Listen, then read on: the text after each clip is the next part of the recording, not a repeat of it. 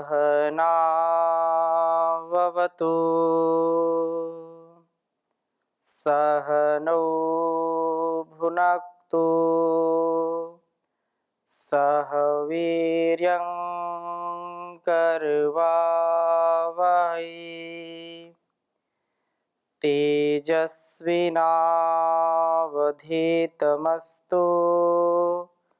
मा विद्विषावहै। ओम शांति शांति शांति। वैदिक जीवन पद्धति की इस कक्षा में आप सभी का हार्दिक स्वागत है, अभिनंदन है। ऋग्वेद के प्रथम मंडल के 162वें सूक्त का स्वाध्याय हम कर रहे हैं और बहुत ही सुंदर सुंदर मंत्र, जो एक एक मंत्र हमारे पूरे जीवन का आरोग्य छिपाए रखे हैं। इन मंत्रों का ठीक ठीक स्वाध्याय करके हम इनको जब अपने स्वभाव में उतारेंगे तो निसंदेह हमारा जीवन आरोग्यता से परिपूर्ण होगा। पिछली कक्षा में हमने चर्चा की थी 162वें सूक्त के 10वें मंत्र का, कुछ भावार्थ समझने का प्रयास किया था और जिसमें विशेष रूप से यह बात कही थी कि हम सात्विक पदार्थों का सेवन करें तथा वही भोजन करें जिसका ठीक से परिपाक हुआ है। एक भी जो गलत आहार है, अभक्ष्य पदार्थ है, उसका सेवन ना करें। जो हमारे आरोग्यता के लिए, हमारे कल्याण के लिए नहीं है, जिसमें हमको रोग हो जाते हैं, जिसमें हमारा अकल्याण है, ऐसे पदार्थों का कभी भी सेवन ना करें। यह जो प्रार्थना है, ये जो कामना है कि शरीर हमारा स्वस्थ हो, तो शरीर स्वस्थ होने के लिए और भी हमारे अंदर ऊर्जा का संचार हो और हम रोग प्रतिरोधक क्षमता से परिपूर्ण हो, उसके लिए बहुत ही सुंदर अगला मंत्र है, अर्थात 162वें सूक्त के 11वें मंत्र को हम आज आपके समक्ष रखेंगे, जिसमें ये कहा है कि जब सात्विक आहार लेंगे, ठीक से उसका परिपाक होगा, परिपक्व आहारों का ग्रहण करेंगे तो उससे रस, रक्त, मांस, मेद, मज्जा, अस्थि, शुक्रवीर जो हमारे सप्त धातुएं हैं वो पुष्ट होंगे और वीर रक्षण से रोग निवारण एवं दिव्य गुणों का विकास होगा।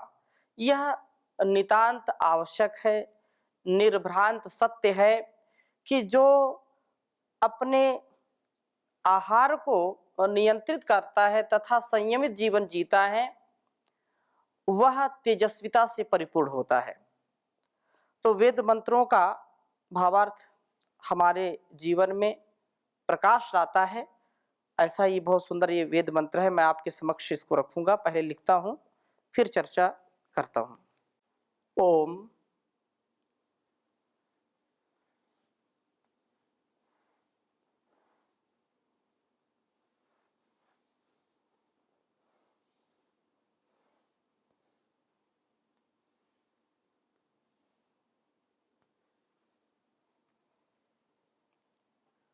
यत्ते गात्रादग्निना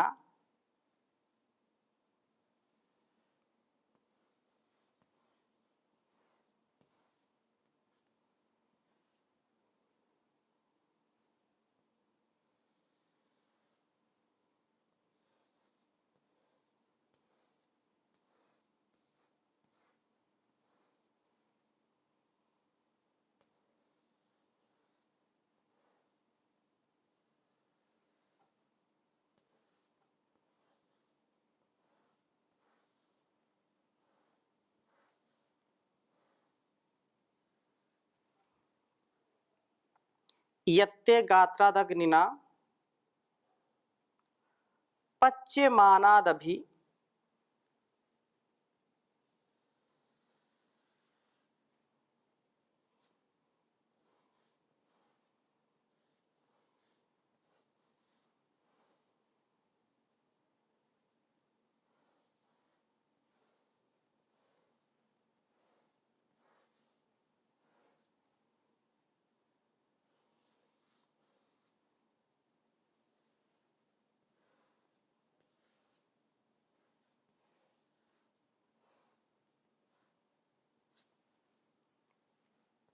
पच्यमानादभि शूलम।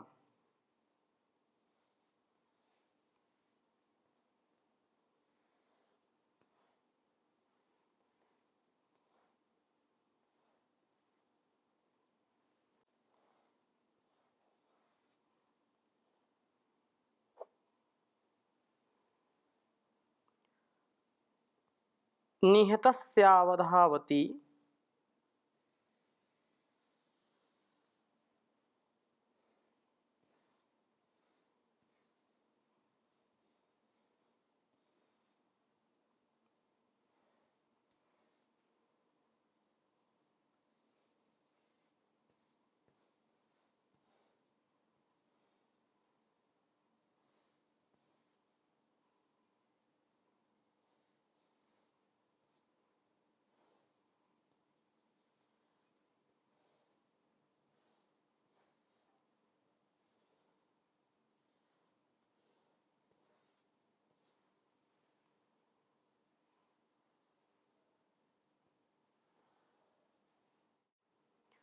मा तद्भूम्यमा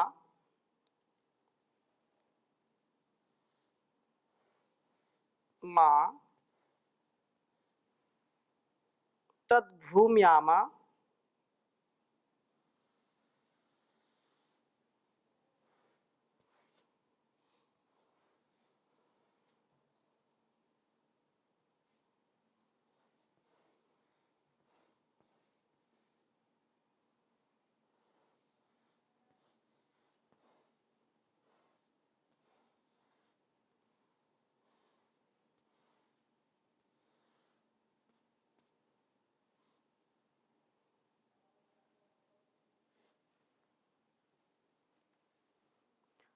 शीर्षन्मा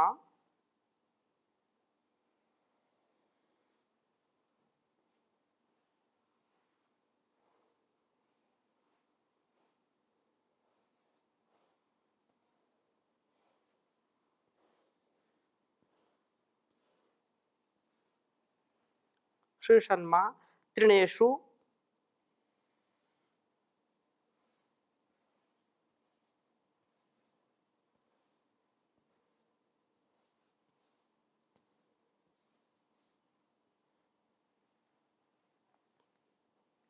तृणेषु देवेभ्यस्तद् उषद्भ्यो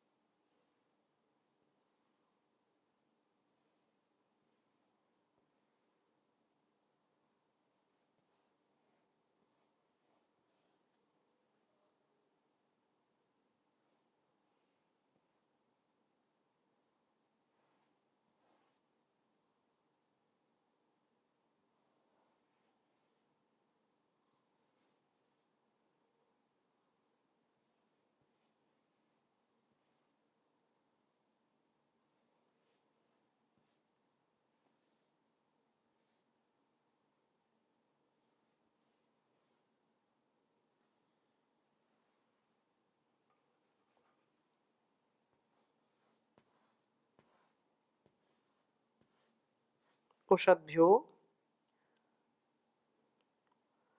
रातमस्तु।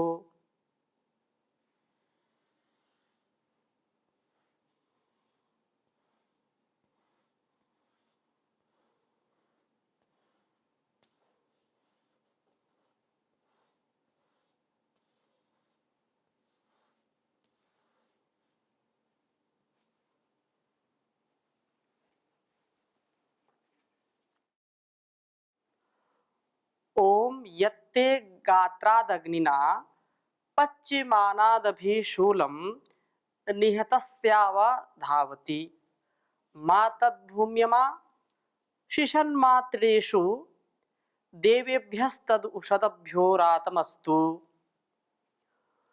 ओम यत्ते गात्रादग्निना पच्यमानादभिशूलं निहतस्यावधावति मा तद्भूम्यमाश्रिषन्मातृणेषु देव्यभ्यस्तदुषद्भ्यो रातमस्तु। ओम यत्ते गात्रादग्निना पच्यमानादभिशूलं निहतस्यावधावति मा तद्भूम्यमाश्रिषन्मातृणेषु देव्यभ्यस्तदुषद्भ्यो रातमस्तु। वेद मंत्र का भावार्थ बहुत ही सुंदर है। जैसा कि मैंने निवेदन किया कि पहले मंत्र में सात्विक व ठीक से परिपक्व भोजन को ग्रहण जब किया जाता है तब यह जो वेद मंत्र यहाँ पर संकेत कर रहा है वह घटित होता है। कहा अग्निना पच्यमानात्, अग्निना पच्यमानात्, शरीर में जो वैश्वानर अग्नि से पकाए जाते हुए भोजन से उत्पन्न रुधिर आदि धातुओं में से शूलम अभी, रोगों का लक्ष्य करके अर्थात रोगों को दूर करने के उद्देश्य से निहतस्य, निहतस्य निश्चय से प्राप्त कराए गए इस वीर्य, इन गतौ, गति प्राप्ति के अर्थ में है। गत्यर्थक धातु में जो भी होती है ज्ञान गमन और प्राप्ति के अर्थ में समझी जाती हैं। तो इस प्रकार से कहा कि यत जो अंशते गात्रात, तेरे शरीर से अवधावती, दूर जाता है, तत् वह भूम्याम, बीज वपन की आधारभूत जो नारी है, जो स्त्री में मां मत आश्रिषत, आलिंगन करे, त्रेषु मां, तृणतुल्य तुच्छ विषय भोगों में तो वह न ही व्ययित, खर्च ना हो। एक या अधिक से अधिक 3 संतानों के बाद यह संतानोत्पत्ति में भी व्यतीत न हो, अर्थात इसमें भोग विलास में यह जो जीवन का आधार है, जो आरोग्य का आधार है, इसका व्यय न हो। भोग विलास में इसका अपव्यय मनुष्य की सबसे बड़ी भूल होती है, सबसे बड़ी मूर्खता होती है। इसलिए तत् वह अधिक जो संतानोत्पत्ति अथवा भोग विलास में व्यतीत हुआ वीर्य निसंदेह हमारे शरीर में रोगों का घर बनाता है, और जब भोग विलास में व्यतीत नहीं होता, उसमें खर्च नहीं होता, तो उषद्भ्यः, चमकते हुए देवेभ्यः, दिव्य गुणों के लिए रातम, दिया हुआ अस्तु होवे। यह सुरक्षित शरीर में जो वीर्य, जो सोम है, सोम के कण, वे हमारे शरीर में रोगों को उत्पन्न नहीं होने देते और मन में दिव्य गुणों की उत्पत्ति के कारण बने रहते हैं। तो कहने का आशय इस वेद मंत्र का यह है कि जो हमारे द्वारा किया हुआ भोजन है, जो आहार है, उस आहार के परिपाक से एक तो बाहर जो यदि फल हम कहें तो फल जो वृक्ष में पके होते हैं, वृक्ष के ऊपर, और जो भोजन है जिसको बाहर की जो भौतिक अग्नि है वो हम देखते ही स्थूल अग्नि में उसको अच्छी प्रकार से पकाते हैं। फिर चाहे फल के रूप में, चाहे भोजन के रूप में, किसी न किसी रूप में जो हम आहार ग्रहण करते हैं उसको भी हमारे जो अंदर जठराग्नि है, जो हमारी पाचन शक्ति है, उसको पचाती है, उसका परिपाक करती है, और उसका परिपाक करने के बाद उसमें जो एक प्रक्रिया के तहत रस, रक्त, मांस, मेद, मज्जा, अस्थि, शुक्र अर्थात वीर्य आदि का जो प्रोसेस होता है, वह हमारे शरीर में रोग प्रतिरोधक क्षमता का सामर्थ्य बढ़ाता है। रोग प्रतिरोधक क्षमता बढ़ती है तो स्त्री के रूप में हो या पुरुष के रूप में हो, युवक युवतियां सदा सर्वदा आरोग्यता को प्राप्त करते हैं। यदि यह अंतिम धातु भोग विलास में खर्च करते हैं, वासनाओं से ग्रसित होकर के जीवन को व्यतीत करते हैं, तो यही रोग का कारण बन जाती है। यह दुर्बलता, यह असंयम की स्थिति व्यक्ति को अनेक प्रकार के रोगों से ग्रसित कर देती है।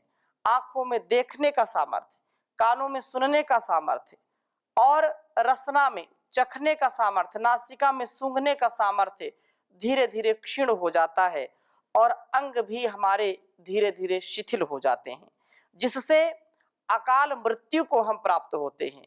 ब्रह्मचर्य गृहस्थ में भी सबसे महत्वपूर्ण तत्व है, अर्थात संयमित जीवन जिए।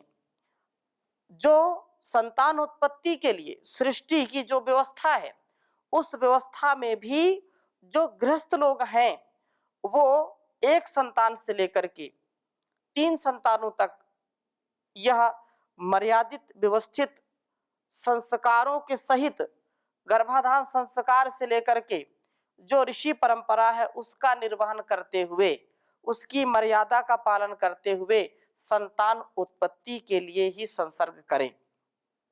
यदि अपने भोग विलास में यह कार्य करते हैं या कुचेष्टा करते हैं तो निसंदेह ये अपने शरीर को अलग अलग प्रकार के रोगों से ग्रसित कर लेते हैं। भोजन से उत्पन्न वीर्य का अधिक संतान उत्पत्ति या विलास में व्यय करना मूर्खता है। इसे सुरक्षित रखने पर शरीर रोग से ग्रसित नहीं होता, रोगों से आक्रांत नहीं होता और हमारे मन भी दिव्य गुणों से विकसित होते हैं, सुसज्जित होते हैं, पुलकित होते हैं, सुरभित होते हैं, सुवासित होते हैं। यहाँ पर इस बात को समझ लेना चाहिए कि देश काल परिस्थिति हमारे जीवन में कुछ भी हो, लेकिन वेद के आज्ञा के अनुसार ही अपने जीवन को हम व्यतीत करें। इस संदर्भ में अनेक मत, अनेक विचार हो सकते हैं। यही जहां पर ऐसी बात वेद में है कि संयमित और जितनी संतानों का भरण पोषण हम अच्छी प्रकार से कर सकें, उतनी संतानों को जन्म देना चाहिए। फिर वही दूसरा तबका ऐसा है, दूसरा वर्ग ऐसा है कि उसको कोई ऐसा ख्याल नहीं है और वो संतानों को जन्म देता जाता है, जनसंख्या बढ़ाता जाता है। फिर इस स्थिति में क्या करें? तो वहां पर हमको समझना चाहिए कि जब जब वेद के प्रतिकूल कोई आचरण करता है, कोई भी मत हो, कोई भी पंथ हो, कोई भी संप्रदाय हो, तो वो कल्याणकारी नहीं होगा। वो अपने लिए भी कल्याणकारी नहीं है और वो समाज और राष्ट्र के लिए भी कल्याणकारी नहीं है। जो एक कट्टरता है, उस कट्टरता को यदि केंद्र में रख करके कोई ऐसा कार्य करता है तो कालांतर में उसको तो लगेगा कि ये बहुत अच्छा कार्य किया है, लेकिन वो समाज के लिए, राष्ट्र के लिए हितकारी नहीं हो सकता है। अतः स्वस्थ मन, स्वस्थ तन के लिए, संयमित जीवन जीने के लिए हम जो उत्तम विचार है उसको धारण करें और अपनी इंद्रियों पर पूरा नियंत्रण रखें, क्योंकि इससे ही हमारा जीवन अच्छा चलता है। अच्छे आहार से, अच्छे विचार से, अच्छे व्यवहार से ही मनुष्य का जीवन और उसका समाज सुंदर होता है। इसके बिना यह सुंदर नहीं हो सकता है। बहुत ही सुंदर बात कही है चरक संहिता में, आहारस्य परमं धाम शुक्रम तद्रक्षमात्मनः क्षये ह्यस्य बहून् रोगान् मरणम व निगच्छति। कितनी सुंदर बात कही है कि यदि खाए हुए भोजन का उत्तम जो सार है, जो अंतिम धातु वीर्य है, यदि मनुष्य को अपने वीर्य की रक्षा करने में असफलता मिलती है तो इस वीर्य का क्षय हो जाने पर मनुष्य अनेक प्रकार के रोगों से ग्रसित हो जाता है अथवा मृत्यु को प्राप्त हो जाता है। हम स्वयं निर्णय करें कि कैसे इस जीवन को जीना है, कैसे अपने इस संसार को सुंदर बनाना है। जब जब हम असंयमित जीवन जीते हैं, जब जब हम अव्यवस्थित जीवन जीते हैं, जब जब कामुकता से परिपूर्ण जीवन जीते हैं, तो फिर रोगों से कोई बचा नहीं सकता। यत्र भोगाः तत्र रोगाः, जहां भोग है वहां रोग है। संयमित जीवन जीने के लिए हमको श्रम करना चाहिए, हमको आलस्य से रहित होकर के कार्य करना चाहिए। आलस्य से रहित होकर के जब हम कार्य करते हैं तो निसंदेह हमारा जीवन सुव्यवस्थित हो जाता है। जिसका जीवन सुव्यवस्थित है वही मृत्यु पर भी विजय प्राप्त कर सकता है। अथर्ववेद का उद्घोष ब्रह्मचर्य सूक्त में किया गया है, जिसमें ब्रह्मचर्य की इतनी महिमा गाई गई है। जो 26 मंत्र हैं ब्रह्मचर्य सूक्त, उसमें कहा ब्रह्मचर्येण तपसा देवा मृत्युम अपाघ्नता इंद्रो हा ब्रह्मचर्येण देवेभ्यः स्वरा भरत, कि ब्रह्मचर्य के द्वारा दिव्य गुणधारी विद्वान जन मृत्यु को भी दूर भगा सकते हैं। और ऐसे दिव्य विद्वानों के लिए ऐश्वर्यशाली परमात्मा परमेश्वर ब्रह्मचर्य के कारण ही संपूर्ण सुख उसको देते हैं। ब्रह्मचर्य से युक्त व्यक्ति कभी भी जीवन में दुख नहीं पाता है। महाभारत में भी कहा कि ब्रह्मचर्यस्य च गुणम शृणु त्वं वसुधाधिपा आजन्म मरणाद्यस्तु ब्रह्मचारी भवेदिह, कि हे राजन तू ब्रह्मचर्य के गुण सुन। जो जन्म से लेकर के मृत्यु पर्यंत ब्रह्मचारी रहता है उसके लिए कोई वस्तु या गुण अप्राप्त नहीं है, ऐसा समझो। अतः अनेक जो करोड़ों ऋषिजन ब्रह्मचर्य से ही मुक्ति की अवस्था को पाकर के ब्रह्मानंद में लीन हो गए और वह ब्रह्मानंद में सदा लीन भी रहते हैं।